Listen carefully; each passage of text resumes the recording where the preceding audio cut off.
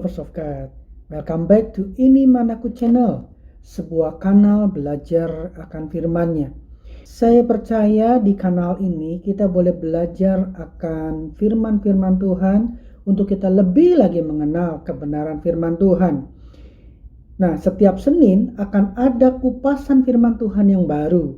So, bagi lovers of God yang belum subscribe, mari agar tidak ketinggalan video-video renungan terbaru setiap minggunya, mari klik tombol subscribe dan nyalakan loncengnya, sehingga setiap kali ada video-video renungan terbaru, lovers of God boleh mendapat notifikasinya. Terima kasih juga untuk setiap support lovers of God yang sudah diberikan buat kanal ini dengan cara subscribe, share ke teman, kolega, keluarga, saling berbagi supaya mendapat berkat yang sama. Juga terima kasih juga untuk komen-komen lovers of God sekalian, karena saya percaya setiap komen yang ada itu akan juga menjadi berkat buat setiap pemirsa yang menyaksikan video renungan ini. Doa saya biarlah setiap video-video yang ada boleh membuat kita semakin mengenal Tuhan kita, Tuhan Yesus. Amin, lovers of God. Haleluya, haleluya. Yesus memang mengasihi Marta dan kakaknya dan Lazarus. Namun setelah didengarnya bahwa Lazarus sakit, ia sengaja. Tolong garis bawahi Bapak Ibu kata sengaja. Tinggal 2 hari lagi di tempat di mana ia berada. Karena itu Yesus berkata dengan terus terang, Lazarus sudah mati. Tetapi syukurlah aku tidak hadir pada waktu itu, sebab demikian lebih baik bagimu, supaya kamu dapat belajar percaya. Marilah kita pergi sekarang kepadanya.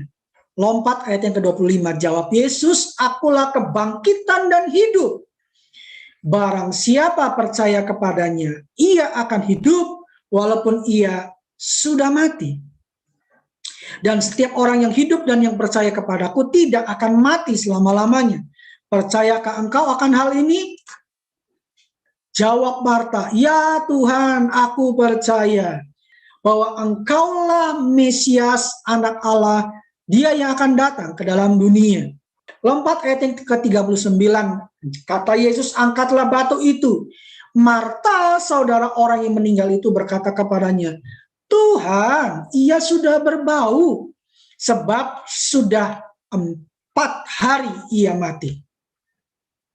Bapak Ibu, secara spesifik di sini dikatakan angka 4. 4 hari ia mati.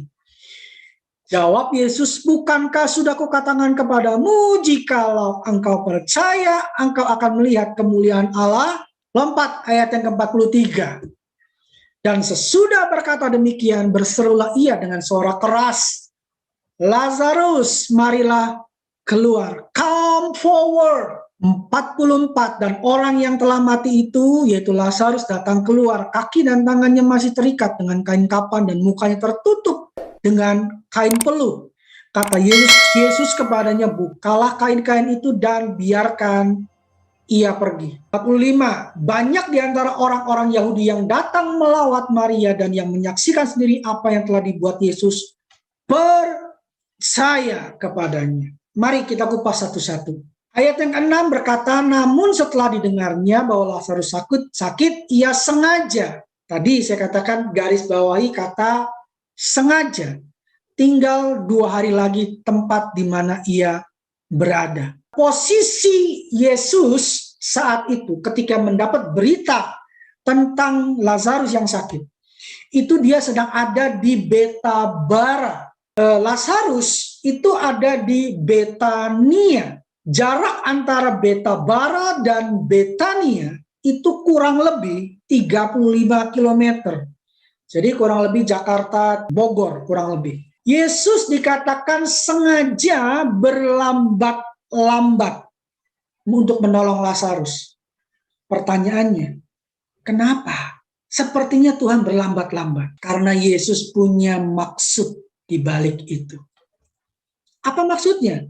Yuk kita pelajari lebih lanjut. Ayat yang ke-39, Yohanes 11. Di situ dikatakan, angkat batu itu. Marta, saudara orang yang meninggal itu, saudara Lazarus itu berkata kepadanya, Tuhan, ia sudah berbau, sudah 4 hari ia mati. Penguburan orang Yahudi itu agak berbeda, bukan agak berbeda, berbeda lah boleh dikatakan dengan penguburan kita. Bahkan mungkin penguburan orang Mesir. Kalau orang Mesir, jenazah dirempah-rempahin supaya awet, ya, jadi mumi. Tetapi orang Yahudi dirempah-rempahi tujuannya apa? Supaya lebih cepat terjadi pembusukan dan merontokkan semua daging, urat, semua yang masih tersisa. Ngapain? Supaya tinggal sisa tulang-tulangnya, dan tulang-tulangnya itulah yang dimasukkan ke dalam peti, ya, peti jenazah. Kecil ukurannya, tidak seperti peti jenazah kita. Kenapa? Karena hanya menampung tulang belulang dari si jenazah itu. Umumnya jenazah itu kalau saat meninggal, mati, orang meninggal, itu 4 hari sudah berbau. Apalagi di dalam tradisi orang Yahudi ditambahin rempah-rempah. Jadi betul sini dikatakan Tuhan, ia sudah berbau. Yes, udah 4 hari ia mati. Tadi Bapak Ibu, Yesus menunda 2 hari lagi baru Yesus jalan.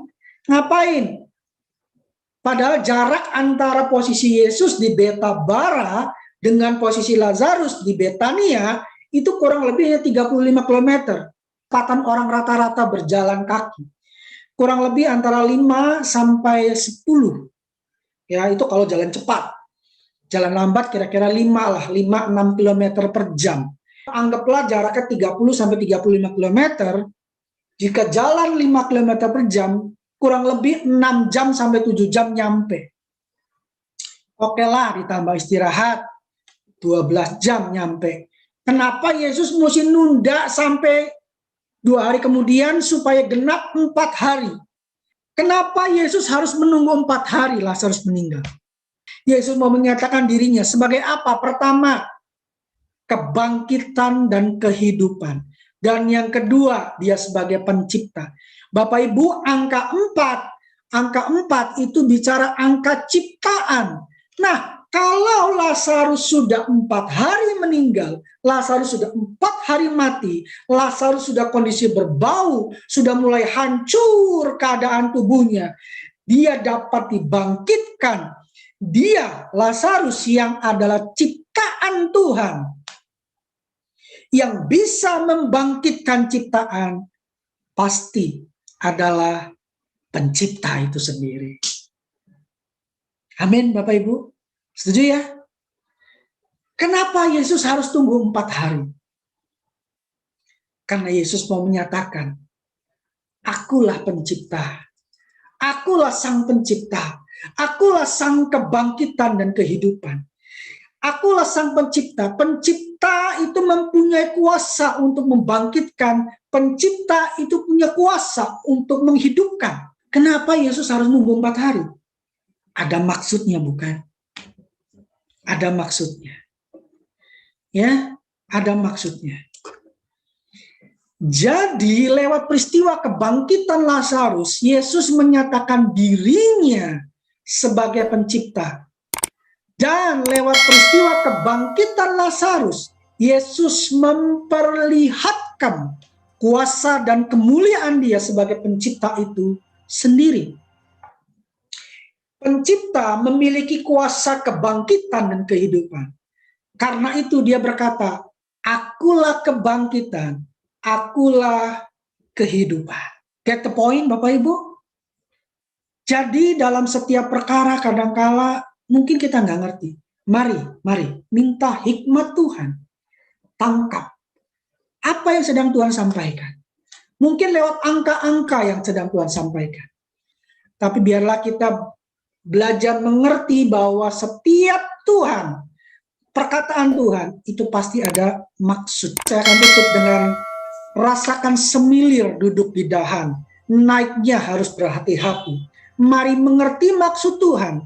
Minta hikmat, pasti mengerti. Tuhan Yesus memberkati.